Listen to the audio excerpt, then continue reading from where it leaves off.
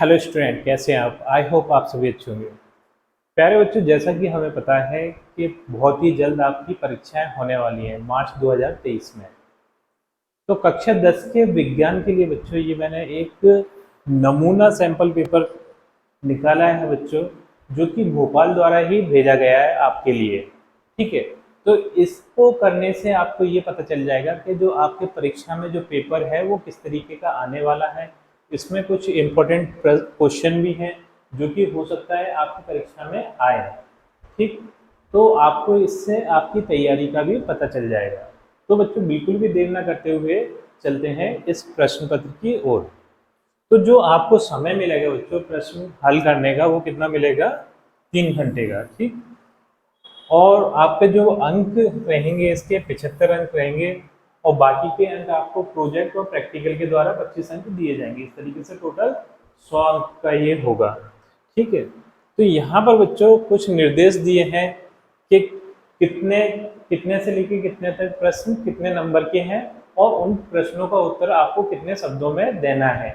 जैसे कि 1 से 4 प्रश्न आपके वस्तुनिष्ठ प्रश्न रहेंगे, 5 से 22 तक के आंतरिक विकल्प दिए गए हैं। ठीक है, और 5 से 16 तक के प्रश्न 2 नंबर के रहेंगे। इनकी शब्द सीमा कितनी रहेगी आपकी? 30 शब्द। ठीक है, 30 शब्द के अंदर आपको इसके उत्तर देना है, मतलब 2-3 लाइनें आपको लिखना है। अगला है 17 से 19 तक के प्रश्न आपके 3 अंक के रहेंगे, और 75 शब्दों में आपको इसका उत्तर देना है, मतलब 7 से 8 लाइनें आपको लिखना है। 20 से लेके 22 तक के प्रश्न 4 नंबर के हैं, और ये 120 शब्दों में, यानी कि एक पेज पूरा आपको भरना है। ठीक है, उससे ज़्यादा ही हो सकता है, उससे कम मत लिखिएगा। तो ये तो रहे निर्देश। अब ये इंग्लिश में भी रहेगा बच्चों पेपर। जो इंग्लिश मीडियम वाले हैं वो इंग्लिश में पेपर देंगे, जो हिंदी मीडियम वाले हैं हिंदी में देंगे। तो उनके लिए जो निर्देश है, इंस्ट्रक्शन है, वो इंग्लिश में दिए हैं। ठीक है, तो जो पहला आपका प्रश्न आएगा वो आएगा सही विकल्प चुनकर लिखने वाला। ये आपके 8 प्रश्न आएंगे, एक एक नंबर का एक प्रश्न होगा। इस हिसाब से 8 नंबर के ये प्रश्न हो गए। ठीक है, तो इसमें जो प्रश्न पूछा जाएगा बच्चों, उसमें 4 विकल्प होंगे, उसमें से एक सही विकल्प आपको चुनकर अपने उत्तर के रूप में लिखना है। जैसे कि पहला प्रश्न मैं पढ़ देता हूं आपको। जिन अभिक्रियाओं में ऊष्मा का अवशोषण होता है उन्हें कहते हैं। तो ऊष्मा का अवशोषण हो रहा है, मतलब ऊष्मा को सोखा जा रहा है बच्चों। ठीक है, तो वहां पर कौन सी अभिक्रिया होती है? तो वहां पर बच्चों होती है ऊष्मा शोषी अभिक्रिया, मतलब ऊष्मा सोखी जा रही है। ठीक है, तो ऊष्मा शोषी आपका सही उत्तर हो जाएगा। दूसरा आपका सही विकल्प वाला प्रश्न है बच्चों, ये है FeS प्लस CuSO4 और एरो FeSO4 प्लस Cu। यहाँ पर कौन सी अभिक्रिया हो रही है? तो यहाँ पर हम देखेंगे बच्चों, जो Fe है वो Cu को यहाँ से विस्थापित कर रहा है। आगे देखेंगे ये FeSO4 बना रहा है, और Cu विस्थापित हो गया। तो मतलब यहाँ पर क्या कौन सी अभिक्रिया हुई बच्चों? विस्थापन अभिक्रिया हुई। क्यों हुई? क्योंकि Fe ने Cu को विस्थापित कर दिया। तो ये द वाला आपका प्रश्न ये विकल्प है आपका सही हो जाएगा, विस्थापन अभिक्रिया। तीसरा है आपका प्रकाश संश्लेषण की क्रिया पौधों में होती है। तो प्रकाश संश्लेषण की क्रिया बच्चों पौधों की पत्तियों में होती है। ठीक है, और कुछ हरी टहनियों में भी होती है। तो यहाँ पर टहनियाँ तो दी नहीं है, सिर्फ हमें पत्तियां ऑप्शन में दी हैं, विकल्प में दी है। तो 7 नंबर वाला हमारा सही हो जाएगा, पत्तियां। ठीक है, प्रकाश संश्लेषण की क्रिया कहाँ होती है? पत्तियों में। अगला है, ये है वृद्धि रोधक हार्मोन्स किसे कहते हैं? तो वृद्धि रोधक हार्मोन्स होता है बच्चों एब्सिसिक अम्ल। ये द वाला आपका सही है। हाँ, पांचवा है मनुष्य में नर जनन तंत्र का भाग है। तो मनुष्य में नर जनन तंत्र का भाग है बच्चों शुक्र वाहिका। ये सा वाला आपका सही हो जाएगा। अगला है छठा, किसी बिंब का अवतल दर्पण द्वारा बना प्रतिबिंब आभासी सीधा तथा बिंब से बड़ा पाया गया वस्तु की स्थिति होनी चाहिए। तो जो वस्तु की स्थिति होगी बच्चों वो होगी दर्पण के ध्रुव तथा मुख्य फोकस के बीच में। यहाँ पर मतलब दर्पण के ध्रुव और मुख्य फोकस के बीच में वस्तु रखी होगी, तब ये वाली स्थिति बिंब की प्रतिबिंब की बनेगी बच्चों। तो जो दो दा वाला है वो आपका सही हो जाएगा। ठीक, अगला है रेटिना पर बना प्रतिबिंब होता है। तो रेटिना बच्चों आंख का एक भाग होता है जहां पर कि किसी वस्तु से प्रतिवर्तित प्रतिवर्ती होके जो किरणें हैं वो वहां जाकर रेटिना पर जाकर फोकस बन जा करती हैं, जिससे कि वहां पर हमें एक प्रतिबिंब बनता हुआ दिखाई देता है। तो वो प्रतिबिंब बच्चों वास्तविक और उल्टा बनता है, ठीक है, लेकिन हमारा मस्तिष्क उसे सीधा देखता है। ठीक, सातवां है विद्युत धारा उत्पन्न करने की युक्ति है। तो विद्युत धारा उत्पन्न करती है बच्चों जनित्र, ये आ वाला आपका सही हो जाएगा। फिर इसके बाद में ये इंग्लिश में दिए हैं, जो इंग्लिश मीडियम वाले हैं वो अपने हिसाब से इसे इंग्लिश में कर लेंगे सॉल्व। ठीक बच्चों, अब जो क्वेश्चन नंबर 2 है वो है सही जोड़ी मिलाइए। तो ये भी बच्चों 8 नंबर के प्रश्न है, देख लेते हैं सही जोड़ियां। तो एटीपी, एटीपी को हम मिला देंगे बच्चों ऊर्जा मुद्रा से, ठीक है, क्योंकि जो एटीपी अणु है वो ऊर्जा का अणु होता है बच्चों, हमें ऊर्जा देता है वो। ठीक, अगला है मुकलन। तो मुकलन पाया जाता है बच्चों ये हाइड्रा में। अगला है मेंडल। मेंडल ने एक सिद्धांत दिया था अनुवांशिकी का, तो ये इसमें आ जाएंगे अनुवांशिकी। अगला है अम्ल। तो यहाँ पर जो HCl है वो एक अम्ल है, हाइड्रोक्लोरिक एसिड, ठीक है। विद्युत धारा, तो विद्युत धारा का जो मात्रक होता है वो एम्पियर होता है। घेंगा रोग, तो घेंगा रोग ये थायरोक्सिन की वजह से होता है, ठीक है, इस ग्रंथि में होता है थायरोक्सिन। अगला है डायोप्टर। तो जो डायोप्टर है वो लेंस की क्षमता मापने का मात्रक है, तो यहां पर हम लगा देंगे का से, लेंस की क्षमता। अगला है मरकरी। तो मरकरी एक द्रव धातु है, एक ही ऐसी धातु है जो सामान्य ताप पर द्रव अवस्था में पाई जाती है। बच्चों अब प्रश्न क्रमांक 3 देख लेते हैं, ये है रिक्त स्थान भरिए। तो जो पहला रिक्त स्थान है वो है एंटासिड औषधि का प्रयोग डैश का उपचार करने के लिए किया जाता है। तो एंटासिड जो औषधि है बच्चों उसका उपयोग हम अपच के उपचार के लिए करते हैं, तो यहाँ पर हम भरेंगे अपच। दूसरा है धातुएं ऊष्मा एवं विद्युत की डैश होती हैं। तो धातुएं ऊष्मा और विद्युत की सुचालक होती हैं, यानी धातुओं में से होकर ऊष्मा और विद्युत चल सकती है, ठीक है, इसलिए वो सुचालक होती है, तो हम यहाँ पर भरेंगे सुचालक।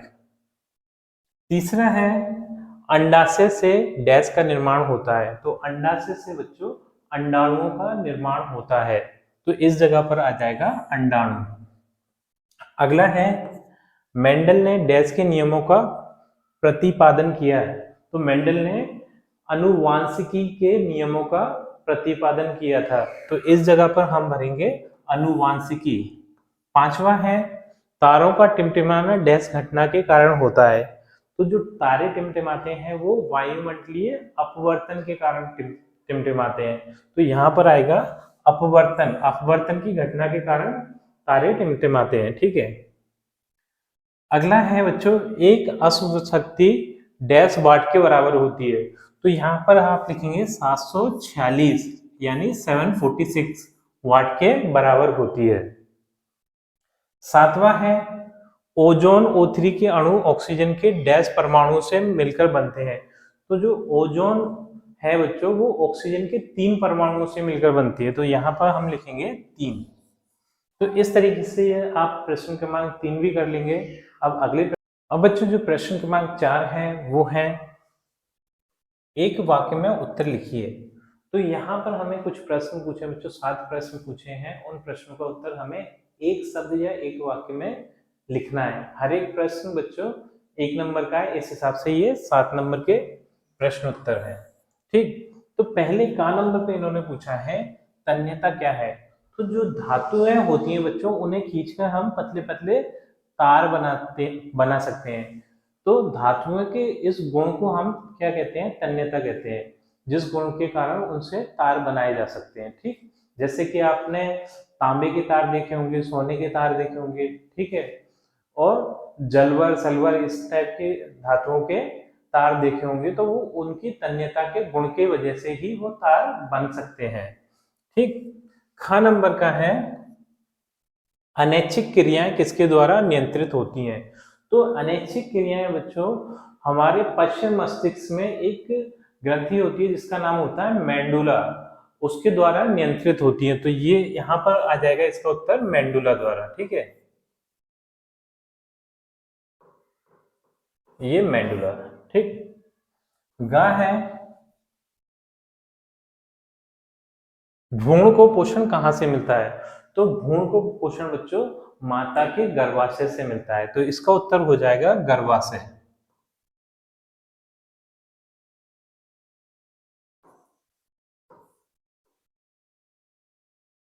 अगला है गा जिस लेंस की फोकस दूरी 1 मीटर हो उसकी क्षमता कितनी होगी।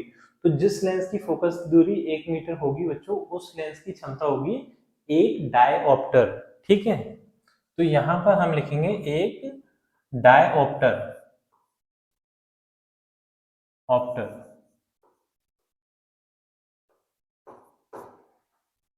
अगला है सामान्य दृष्टि के वैक्स के लिए सुस्पष्ट दर्शन की अल्पतम दूरी लिखिए। तो ये दूरी होती है बच्चों 25 सेंटीमीटर। सामान्य वैक्स 25 सेंटीमीटर तक एकदम स्पष्ट रूप से देख सकता है। उससे नजदीक अगर देखने की कोशिश करेगा तो उसकी जो दृष्टि है उसमें थोड़ा धुंधलापन आ जाएगा। ठीक है। घरों में प्रयुक्त होने वाली विद्युत कितने वोल्ट होती है। तो ये होती है बच्चों 220 वोल्ट की। जो घरों में हमारे यहाँ विद्युत आती है वो 220 वोल्ट पर आती है। ठीक। विद्युत धारा को यांत्रिक ऊर्जा में बदलने वाले यंत्र के नाम लिखिए। तो जो विद्युत धारा है उसको यांत्रिक ऊर्जा में बदलने वाला यंत्र होता है बच्चों विद्युत मोटर। ठीक है, तो इसका उत्तर आ जाएगा विद्युत मोटर। तो इस तरीके से आपका ये प्रश्न में होता है बच्चों। इसमें आपके 7 नंबर आ जाएंगे। इस तरीके के एक एक नंबर के प्रश्न आप जब करेंगे। जो प्रश्न क्रमांक 5 है वो कितने नंबर का है, 2 नंबर का। इसमें 2 प्रश्न है बच्चों, अथवा में 2 प्रश्न हैं। यहाँ पर आप देख सकते हैं। पहला प्रश्न है अपशिष्ट अभिक्रिया से आप क्या समझते हो, उदाहरण देकर परिभाषित कीजिए। ठीक है। और दूसरा प्रश्न है तेल एवं वसायुक्त खाद्य पदार्थों को नाइट्रोजन से प्रभावित क्यों किया जाता है। तो दोनों में से आपको एक करना है। तो एक मैं आपको बता देता हूं बच्चों, जो तेल जो खाद्य पदार्थ हैं बच्चों उनको नाइट्रोजन के साथ इसलिए रखा जाता है क्योंकि नाइट्रोजन खाद्य पदार्थों के साथ क्रिया नहीं करती, एक अक्रिय गैस है, इसलिए रखा जाता है। ऑक्सीजन के साथ वो क्रिया कर जाते हैं खाद्य पदार्थ, तो उनमें से एक बदबू आने लगती है, गंध आने लगती है, इसलिए उनको नाइट्रोजन के साथ रखा जाता है। ठीक है। जैसे आपने देखा होगा जो चिप्स वगैरह आते हैं पैकेट में, तो उसमें पैकेट में जो वायु नुमा एक गैस भरी होती है वो कौन सी होती है, नाइट्रोजन होती है। ठीक। अगला है 6वें नंबर का बच्चों, ये भी 2 नंबर का प्रश्न है। इसमें भी अथवा में 2 प्रश्न है। एक है मिश्र धातु क्या क्या होते हैं, एक उदाहरण दीजिए। और दूसरा है विद्युत के तार धातुओं के बनाए जाते हैं क्यों। तो ये तो मैं आपको समझा ही चुका हूँ क्योंकि ना उनमें तन्यता का गुण होता है, इसलिए विद्युत के तार धातुओं के बनाए जाते हैं। धातुओं में तन्यता का गुण होता है। इसको और समझा देता हूँ बच्चों, जब 2 या 2 से अधिक धातुओं के मिलाने से एक तीसरी धातु बनाई जाती है उसे हम क्या बोलते हैं, मिश्र धातु बोलते हैं। ठीक है।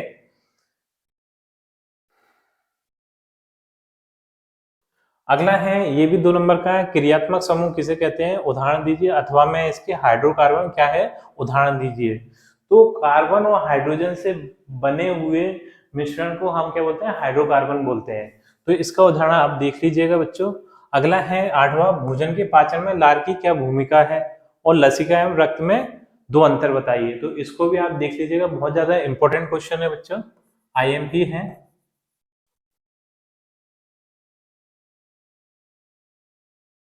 नवा है स्वपरागण क्या है, अथवा द्विखंडन बहुखंडन से किस प्रकार भिन्न है। तो इसमें आप द्विखंडन और बहुखंडन वाला आप प्रश्न कर सकते हैं। जब एक कोशिका दो भागों में टूटती है तो उसे क्या बोलते हैं, द्विखंडन बोलते हैं। और जब वही कोशिका अनेक भागों में टूटती है तो उसे क्या बोलते हैं, भावखंडन बोलते हैं बच्चों। ठीक है, अब ये है एलील विकल्पी की परिभाषा लिखिए और मेंडल के प्रयोगों द्वारा कैसे पता चला कि लक्षण प्रभावी अथवा अप्रभावी होते हैं। इन प्रश्नों को भी आप देख लीजिएगा, बहुत ज्यादा इंपॉर्टेंट है बच्चों, आ सकते हैं। 11वां प्रश्न है बच्चों, किसी लेंस की एक डायोप्टर क्षमता को परिभाषित कीजिए। 2 नंबर का प्रश्न है बच्चों, 2-3 लाइनों में आपको उत्तर लिखना है, इसे याद कर लीजिएगा, बहुत इंपॉर्टेंट क्वेश्चन है। इसी के अथवा में अपवर्तनांक से आप क्या समझते हैं। ठीक है, 12वां प्रश्न है, दाढ़ी बनाने के लिए अवतल दर्पण ही उपयुक्त है, कारण बताइए। क्योंकि अवतल दर्पण में बच्चों जो प्रतिबिंब बनता है वो वस्तु से बड़ा बनता है, इसलिए अवतल दर्पण का उपयोग दाढ़ी बनाने के लिए किया जाता है, क्योंकि दाढ़ी का एक एक बाल उस दर्पण में दिख जाता है। ठीक है, अवतल दर्पण के मुख्य फोकस की परिभाषा लिखिए। ठीक है, 13वां है, विभव किसे कहते हैं, इसका एसआई मात्रक लिखिए। ओम का नियम लिखिए। ये बहुत ज्यादा इंपॉर्टेंट क्वेश्चन है, आईएमपी बच्चों, ये आ सकता है ओम का नियम। अगला है, फ्लेमिंग के बाएं हाथ का नियम लिखिए और विद्युत फ्यूज क्या है, इसका उपयोग लिखिए। तो मैं ये समझा देता हूं आपको, विद्युत फ्यूज क्या होता है कि बच्चों घरों में जब लाइट आती है तो घरों के जो मेन बोर्ड होता है उसमें एक कम गलनांक वाला एक तार लगा दिया जाता है, जो कि ना हमारी लाइट में अगर शॉर्ट सर्किट होता है तो वो गलकर टूट जाता है और जो लाइट की सप्लाई होती है उसे वो रोक देता है वहीं। तो जिससे कि हमारे जो विद्युत जनित यंत्र होते हैं जैसे टीवी है, एसी है, वो खराब होने से बच जाते हैं। तो उसी तार को, जो कम गलनांक वाला तार है, उसे हम विद्युत फ्यूज कहते हैं। ठीक है, प्रश्न क्रमांक 15 है बच्चों, दिष्ट धारा एवं प्रत्यावर्ती धारा में प्रमुख अंतर लिखिए। देख लीजिएगा, बहुत ज्यादा इंपॉर्टेंट क्वेश्चन है। इसी के अथवा में विद्युत चुंबकीय प्रेरण किसे कहते हैं, ये भी बहुत इंपॉर्टेंट क्वेश्चन है बच्चों। ठीक है, 16वां है, ग्लोबल वार्मिंग के 2 कारण लिखिए। ठीक है, तो ग्लोबल वार्मिंग क्या होती है बच्चों, जो हमारे पृथ्वी का जो तापमान बढ़ रहा है, ठीक है, तो वो किस वजह से बढ़ रहा है, हर साल थोड़ा थोड़ा तापमान बढ़ता रहता है। इसका प्रमुख कारण ये है कि जो प्रदूषण है, तो प्रदूषण में जो कार्बन डाइऑक्साइड जो गैस होती है, वो गैस ऊष्मा को अवशोषित करती है, जिससे कि वो उस जगह का तापमान बढ़ा देती है। तो मेन कारण इसका क्या है, प्रदूषण। ठीक है, प्रदूषण किस किस वजह से होता है, गाड़ियों के धुएं की वजह से, उद्योगों के धुएं की वजह से, ये इसका मेन कारण है। और दूसरा एक कारण क्या है कि जो पेड़ हैं वो उनकी कटाई हो रही है अंधाधुंध। तो पेड़ क्या करते हैं बच्चों, जो कार्बन डाइऑक्साइड है उसे ऑक्सीजन में बदलने का काम करते हैं। जब पेड़ ही नहीं रहेंगे तो कार्बन डाइऑक्साइड को ऑक्सीजन में कौन बदलेगा। अगला है, ओजोन परत क्या है, ये क्यों क्षीण हो रही है। तो जो ओजोन ओजोन क्या है, पृथ्वी के एक ऊपर एक रक्षात्मक कवच के रूप में एक परत पाई जाती है, जिसे ओजोन परत बोला जाता है। ये क्या करती है बच्चों, जो सूरज से आने वाली हानिकारक किरणें हैं उन्हें वहीं ऊपर ही रोक लेती है, जिससे कि वो पृथ्वी पर नहीं पहुंचने देती।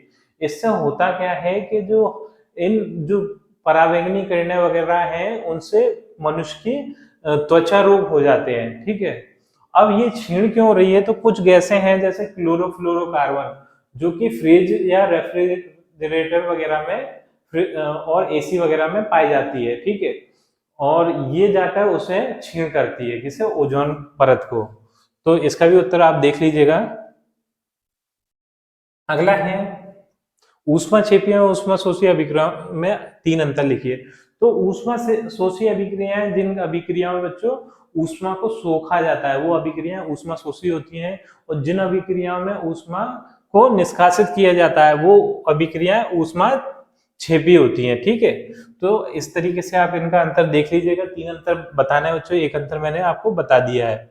अभिक्रिया की दर को प्रभावित करने वाले 3 कारकों के नाम लिखिए। ठीक है, तो ये 3 कारक आप देख लीजिएगा। तंत्रिका कोशिका का नामांकित चित्र बनाइए। जो चित्र है बच्चों बहुत इंपॉर्टेंट क्वेश्चन होते हैं, सिंपल होते हैं, आपको आसानी से इनके नंबर मिलेंगे। आप चित्र बना बना के प्रैक्टिस कर लीजिएगा। ठीक है, प्रतिवर्ती क्रिया का रेखांकित चित्र बनाइए। ठीक, स्वच्छ आकाश नीला क्यों दिखाई देता है। तो जो हमारे बच्चों प्रकाश है उसमें 7 रंग हैं, उसमें एक रंग नीला भी है। तो जो नीला रंग है वो सबसे ज्यादा फैलता है। तो इसका ये कारण है कि जो स्वच्छ आकाश है वो नीला दिखाई देता है। ठीक है, हमें वर्षा होने के पश्चात ही आकाश में इंद्रधनुष दिखाई देता है। क्यों? क्योंकि जो वर्षा के बाद जो पानी की बूंदें हैं वो हवा में लटकी रह जाती हैं, जो कि एक प्रिज्म की भांति काम करती हैं और सूरज की किरणें उसमें से होकर निकलती हैं। तो जिस तरीके से प्रिज्म प्रकाश को 7 रंगों में तोड़ देता है, उसी तरीके से बूंदें भी 7 रंगों में उस प्रकाश को तोड़ देती हैं और हमें इंद्रधनुष दिखाई देता है। ठीक है, इस तरीके से इस प्रश्न का उत्तर भी हम कर सकते हैं। अब ये क्या है, धोने का सोडा एवं बेकिंग सोडा के दो दो उपयोग लिखिए। तो जो धोने का सोडा है बच्चों, कपड़े आदि धोने के लिए और घर की साफ सफाई के काम आता है, और बेकिंग सोडा खाना बनाने के उपयोग किया जाता है। ठीक है, तो और भी उपयोग हैं, वो आप देख लीजिएगा। ठीक है, जिप्सम क्या है, क्या होगा जब इसे 100 डिग्री सेल्सियस पर गर्म किया जाता है? बहुत इंपॉर्टेंट क्वेश्चन है। किन्हीं 4 अल्कोहल के शुद्ध आईयूपैक नाम लिखकर संरचना बनाइए। ये है हाइड्रोजनीकरण। क्या है इसका औद्योगिक अनुप्रयोग लिखिए। मनुष्य के उत्सर्जन तंत्र का नामांकित चित्र बनाइए। ये बना के देख लीजिएगा बच्चों, बहुत इंपॉर्टेंट क्वेश्चन है, आईएमपी है। ठीक है, मनुष्य के पाचन तंत्र का नामांकित चित्र बनाइए। तो जो जो प्रश्न मैंने बताए बच्चों, उसमें से कम 60% आपके आराम से आएंगे। ठीक है, गारंटी है इस बात की, क्योंकि ये जो पेपर आया है वो भोपाल के भोपाल की तरफ से आया है बच्चों। ठीक है, तो बच्चों अब अगले मॉडल पेपर में आपसे मिलते हैं, तब तक के लिए बाय।